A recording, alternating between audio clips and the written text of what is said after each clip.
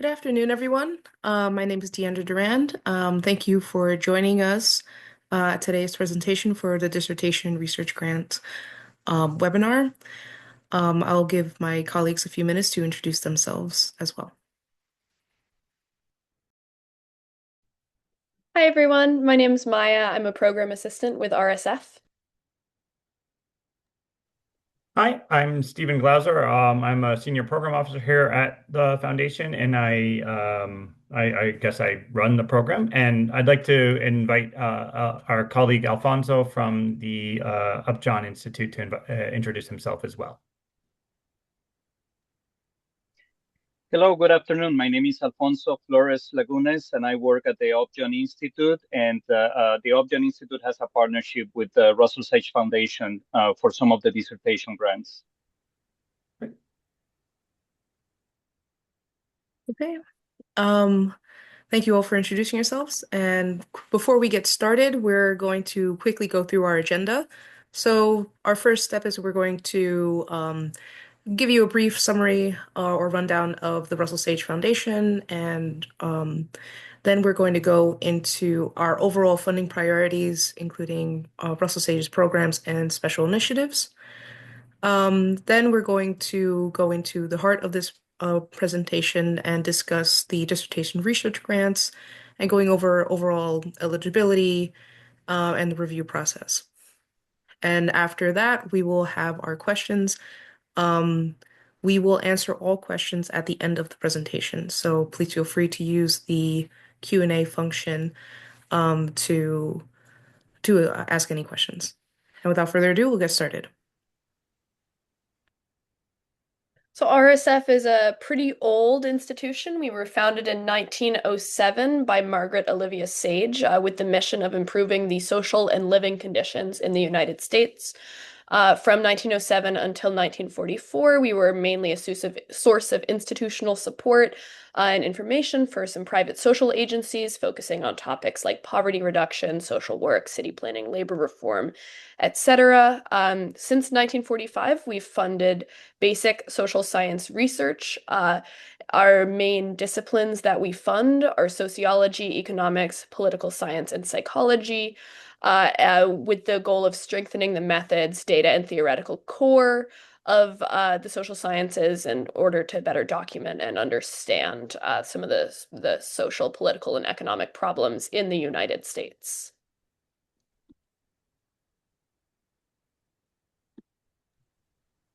So our Russell Sage has four main core program areas. These include the behavioral science of decision making and context, the future of work, social, political, and economic inequality, and the race, ethnicity, and immigration. Starting with behavioral science, this program encourages economists and non-economists to study economic, social, political, and psychological decision-making processes, attitudes, behaviors, and institutional practices.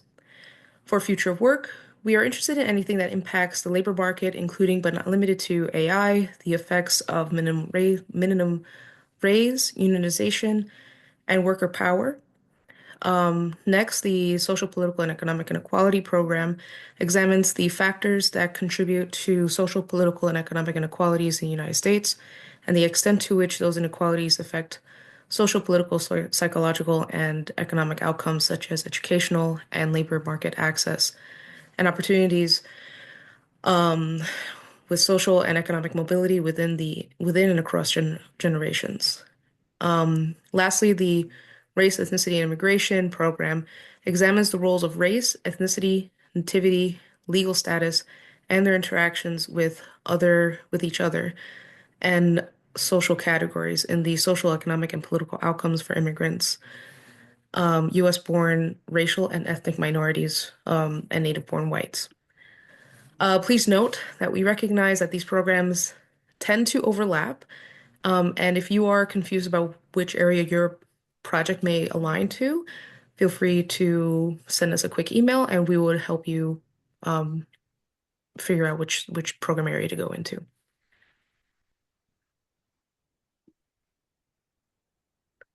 Next are two special initiatives.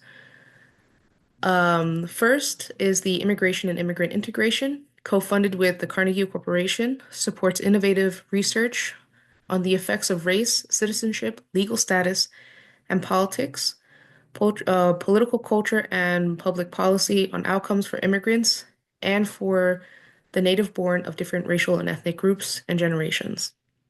The second special initiative, co-funded with the Hewlett Foundation, Spencer Foundation, and the William T. Grant Foundation, centers on the repercussions of the 2023 Supreme Court decision to end affirmative action. The initiative seeks to fully understand the downstream effects of the decision relating to labor outcomes of graduates and reactions from organizations and people in the hiring processes relating to the Supreme Court decision to end affirmative action. We support work on these funding priorities through a bunch of different mechanisms. I'm going to go very quickly through our other grants that we make, and then we'll focus more specifically on the dissertation research grants this webinar. Our core research grants are grants of up to $200,000, which can be 2-year grants for which applicants must have a PhD or a terminal degree. And there are no restrictions on nationality or institution. We also have 3 early career grant mechanisms. The first is the Sheldon Danziger Pipeline Grants Competition. This is a 1-year grant, $50,000 for individuals, $65,000 for teams, open to non-tenured professors. It's co-funded with the Gates Foundation, the Policy Academies, and JPAL. We have a program called the Causal Research on the Criminal Justice System program. This is a 1-year grant up to $100,000, open to tenure track assistant professors at U.S. institutions only, which is co-funded with Arnold Ventures. And lastly, our dissertation research grants program, which are 1-year grants, $15,000, open to ABD PhD students at U.S. institutions. And we have co-funding for this from the W.E. Upjohn Institute, the Washington Center for Equitable Growth, and the Policy Academies. The deadline for this will be February 3rd, so coming up in about 1 month.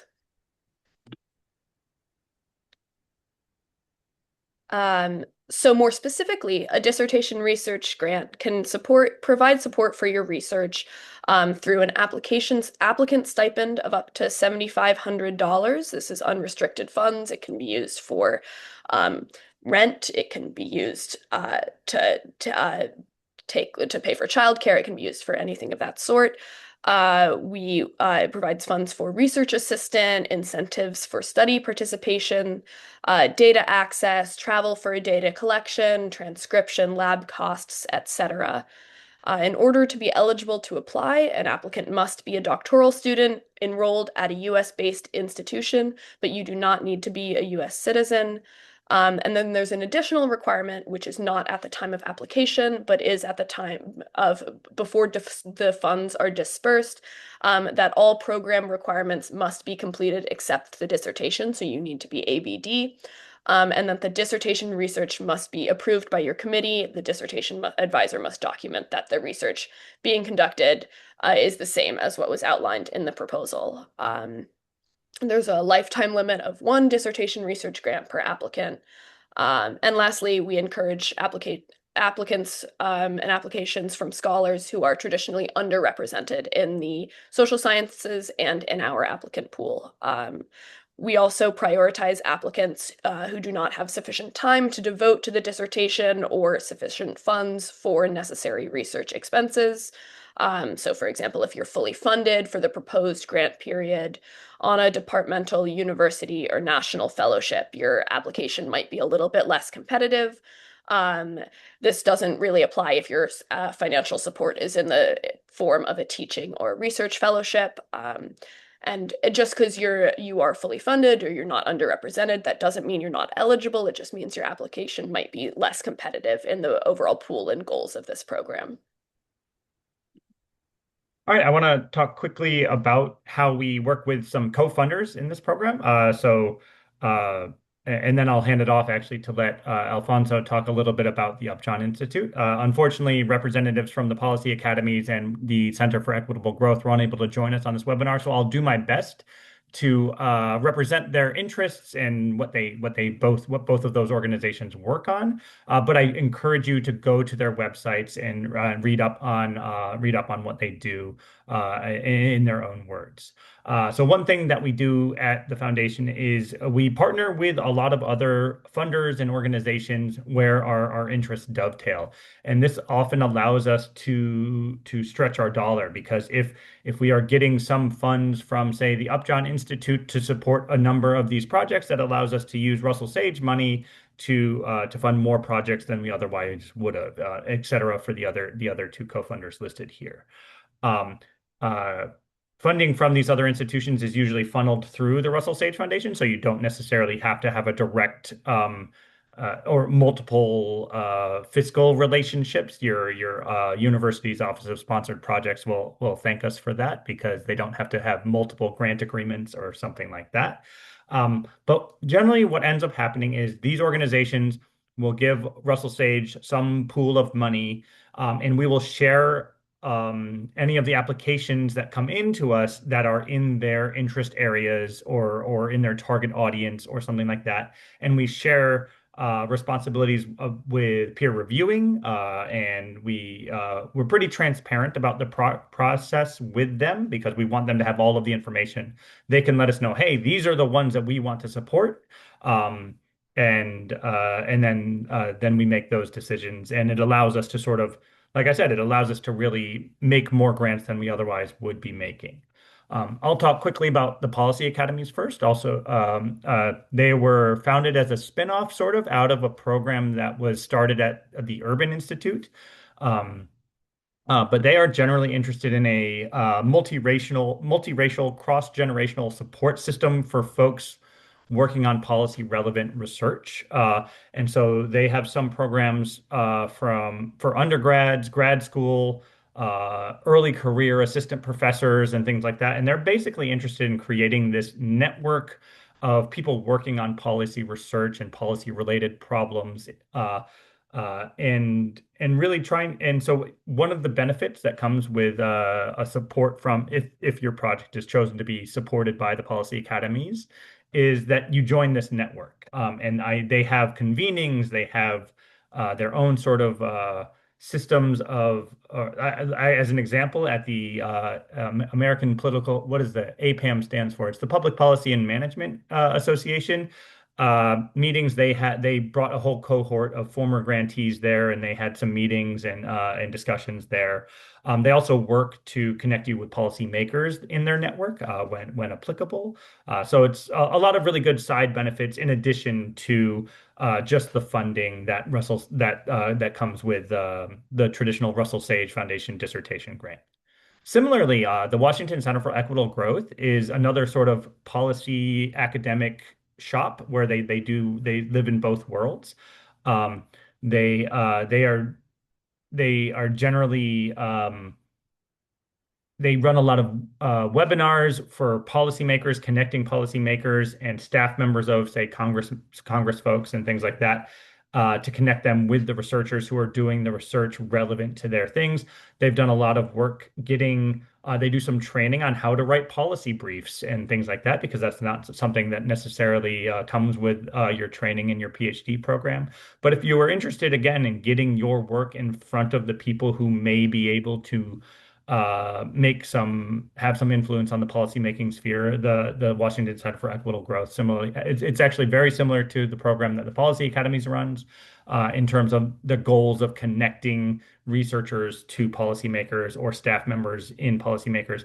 And again, these are not just limited to like policymaking at the federal level. We all know that seems to be pretty frozen at this point, but like at state and local levels, they have connections throughout those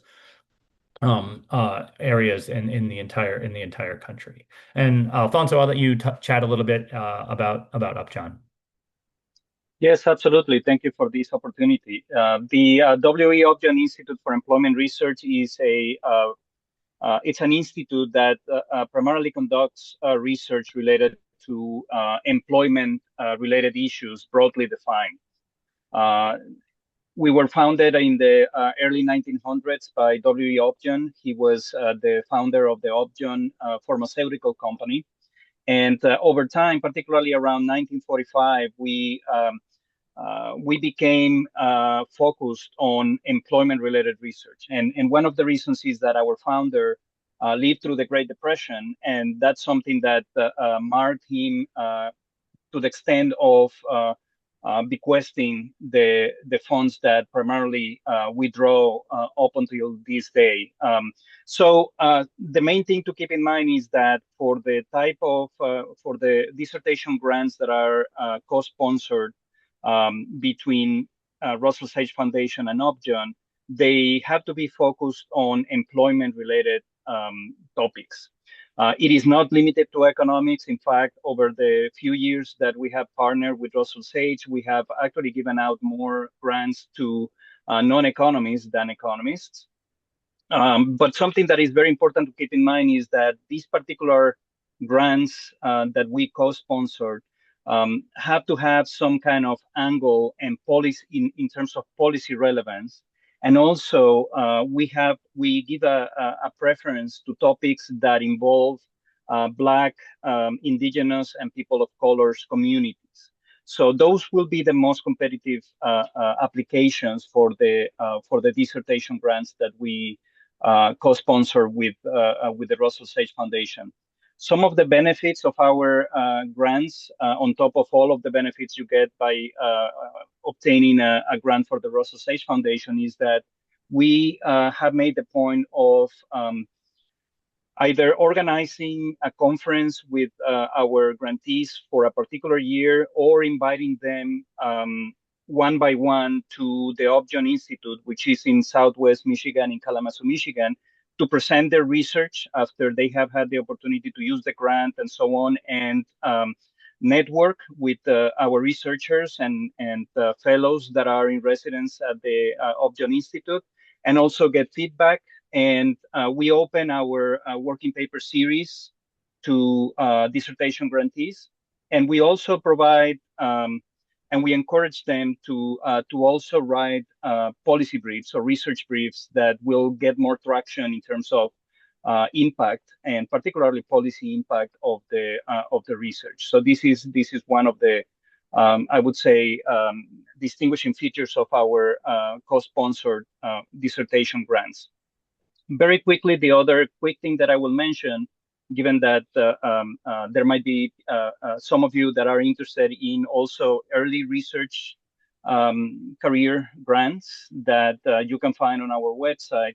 And we also have an annual dissertation award that is very popular, and you can find information about it on our website. And I am happy to answer any questions that there will surely be. Thank you. Great, thanks. I just want to quickly, in case there's any confusion, when applying to us, you don't have to indicate that you are trying to apply for an Upjohn dissertation grant, or you're trying to apply for a Washington Center for Equitable Growth dissertation grant. You just submit your project, and of the pool of submitted projects, Russell Sage does an initial review, which we'll go over in further detail in the following slides. But as part of that, we're pulling out the ones that are, if it has anything to do with employment, we're sending that information over to Upjohn and asking them if these are the ones that they're interested in. Similarly, we will do the same for the policy academies and the Center for Equitable Growth. For you as applicants, there's no additional work for you to do to signal that you are interested in getting one of these other grants. You just submit your project and your proposal, and then we handle all of that internally.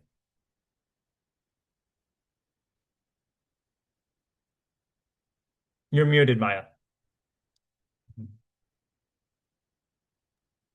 Thanks.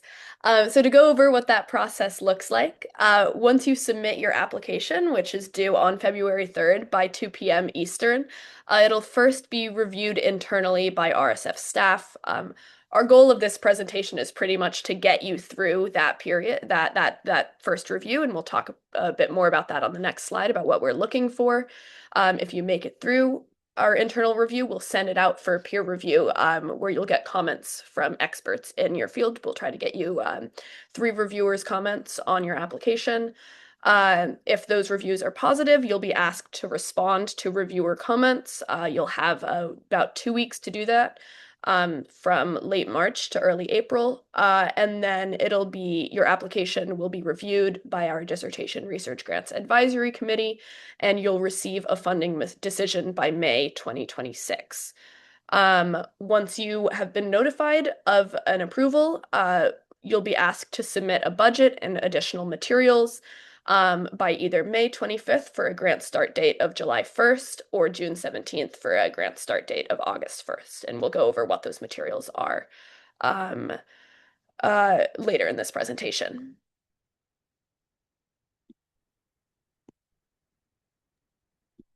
So, what are some reasons that a proposal may not be invited to the next steps in the review process? Some of those could be not an RSF priority, so it could be a project that's focused on a topic outside of the United States, or the social sciences, or that the project is about operational support or program evaluation. There is a lack of sufficient detail. At the Russell Sage Foundation, we are really interested more in understanding what is the research methodologies. How are you going to answer the questions that you have of your project? Oftentimes, we encourage or advise our grantees to dedicate at least 60% of their proposals towards really defining and describing what are their research methods. It could also be that there is a lack of clarity, or maybe there's some vagueness, or maybe that the project is a little too preliminary. However, this being a dissertation grants, being preliminary is not necessarily a bad thing on this case, since this is to help you basically get over the finish line and get to completing your degrees.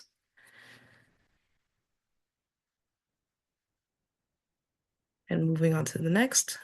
So on this slide, um, this presents all the materials that you will need at each stage of the review process. Um, I would like to draw your attention to the green highlighted boxes, labeled dissertation grants, because that's really what's going to be pertinent to this review process. So at the time of submission, you will only need to submit one or two things: your 5-page single-spaced proposal, um, and the CV of the PI of no more than 5 pages. You do not need to submit a budget at the time of submission. That will come later in the process. So again, only two things need to be submitted at the time of submission: your 5-page proposal and your CV of no more than 5 pages. It should be noted that references, survey instruments, and interview guides are not included towards the final page count, and charts and tables are allowed in a one-page appendices. Next, if you are invited to respond to reviewer comments, um, you will need to submit a response memo to your reviewers. We encourage that you try and answer these questions as thoroughly and graciously as possible. These review comments will be reviewed by the advisory committee. And after that, there will be decisions made on who will be funded.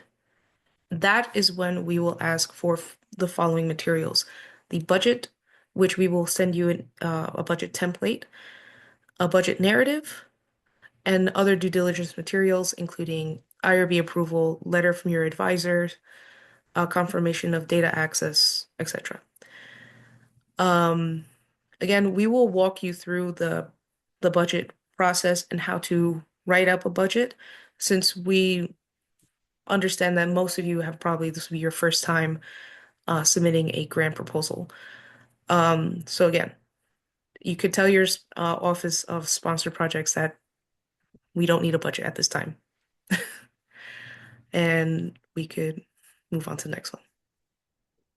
We'll close with just some tips and suggestions. I'll just highlight a couple of these. The first is just that the research questions should drive the proposal, and we don't need too much detail about the literature review. We want the most detail on your research design, on your methodology, on how you're going to analyze your data, and answer the questions. So we don't need a ton on literature review, and especially not too much on investor qualifications. Um, Similarly, um, we want you to show an understanding of the strengths and limitations of your research design. This is particularly useful when you're responding to reviews. If you receive a critique of your research design, respond seriously, graciously, and in depth. It's okay to disagree with a reviewer, but we want you to explain why. And then the last thing that makes it easier for those of us on RSF's end is to check our website, check our FAQs, and register for our Flux portal more than 48 hours in advance because we process those registrations to create an account manually. Um, and with that, I think we can move on to our Q&A. Yeah, If we don't, sorry, you can go ahead. no, you go, Stephen. I just wanted to jump on that tips sort of the balancing of the proposal narrative discussion. Both Deandra and Maya have underlined that we really care about the research design. I can tell you how many of these we get where we get basically 4 pages of a lit review because I think applicants really like to show that they've done the readings and that they've done their homework. And but then they have to shove in all of the describing your data, your methods, your analytic plan, et cetera, is shoved into the last page or something like that. But we as funders are really interested in what you're actually going to do. So it's not that we don't care about the theory behind your work or we don't want to see a lit review. We do want to see that lit review. And I think actually one of our previous slides noted that it's good to remember that both RSF and our co-funders are often interdisciplinary funders. So if you are only citing the literature in your discipline, it actually might be a little bit weaker of a justification. But what we don't want is to see that lit review and motivation behind the project sort of sections really bleed into the other part. And I'll mention this probably becomes less relevant every year at this point. But if you are writing a DD, what is it? I don't remember the abbreviation for an NSF dissertation grant. NSF has historically required a section on broader impacts. So if you include a section on broader impacts in your proposal to RSF's dissertation grants program, that's sort of like not a waste of space, but there's an opportunity cost there. Like if you include things that we are not asking for, that means you're leaving out things that maybe we would be more interested, be it additional details on the data or your sampling plan or the folks you're going to be information on the folks you're going to be interviewing or something like that. On that same note, interview guides, if you have them, if you're doing qualitative research or survey instruments, if you're planning on fielding an original survey, any sort of things like that do not count against your page limit if you have them, and you can include them sort of as an appendix at the end, so that our reviewers can look at them. And anything sort of like pilot data, if you have any of things like that, those are all really good things to include. We generally we allow we don't want folks to cheat and get extra pages on the page numbers, but we do allow like a 1 page appendix for a chart or a figure or a table if you which can really help you. I know that a big part of the struggle in writing your proposals is cutting this down to the page limit. And so these are some little tips and tricks to really help you get there. And so now we'll jump to some of the questions that are in the queue. I see that folks have already. I saw Alfonso, you jumped in and was answering one I was trying to answer as we were going. If anyone missed a couple of the answered questions, one was about whether EDDs are eligible. because we've been talking about PhDs, and that's apologies. We sort of use PhD to discuss doctoral degrees widely, but yes, EDDs are eligible. Um, there's a couple other questions that I just want. There's a question about whether we can accept co-authored work. Yes, we do accept co-authored work. We do have a preference for when the co-authors are all students. We don't, if the co-author is a faculty member, I think we would want to see a clear delineation of responsibilities or something like that. We would want to see like what is the PhD student doing on this project? What is the faculty member doing on this project? I think we've made one or two of those historically, so it's we don't have a prohibition against it, but I think we would want the division of labor to be clear. Um, and there's a question about whether we count Puerto Rico as part of the United States. Yes, the United States we define sort of broadly because a good example of this is we also have looked at these are other RSF projects, not necessarily dissertation projects, but we've looked at projects. I remember a qualitative interview project in deported immigrants' countries of origin. So the research was not happening in the United States; it was happening in Central America, in the Caribbean, but they were folks who had been deported from the US. So we considered that as US relevant because, but for US actions, those folks would not be where they were. Um, and there's I another question about, also, go yeah, ahead. there are related to the question about Puerto Rico, there's two other questions Yeah. on basically like topic eligibility. So I see there's one that says, can a visual timeline be included in the one-page appendix or any pictures from pilot study? Um, Yeah, sure, I think that would be fine. that's And fine. this question about this comparative question about uh, you're doing work in the U.S. and India and it's comparative. That's a sort of it depends. What ends up happening for these sorts of questions is sometimes we may support just the U.S. part of it, or we may ask for some justification about why what does that allow us to learn that we otherwise wouldn't learn.